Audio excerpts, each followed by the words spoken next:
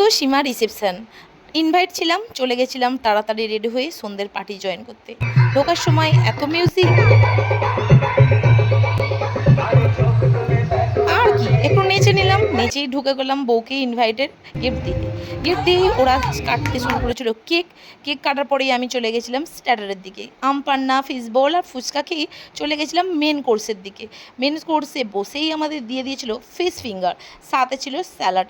Fish finger আর salad খেতে খেতেই এসে গেছিলো আমাদের রুমালি রুটি আর তড়কা। রুমালি রুটি আর তড়কা খেতে খেতেই এসে গেছিলো শাহি পনির। শাহি পনিরটা খাওয়ার পরেই জাস্ট এসে গেল পোলাও আর মাটন কষা।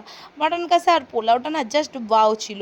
আর মাটন কষা খেতে গিয়ে আর এই জিনিসটা আমি খাবো না, হতেই পারে না, আমার খুবই ভালো লাগে। আর তারপরেই ছিল এখানে আনারসের চাটনি, আর এই লেবুটা আমার খুবই ভালো লেগেছিলো। আর সাথে ছিল পাঁপড়। পাঁপড় আর চাটনি খাওয়ার পরেই দিয়ে দিয়েছিল মিষ্টি।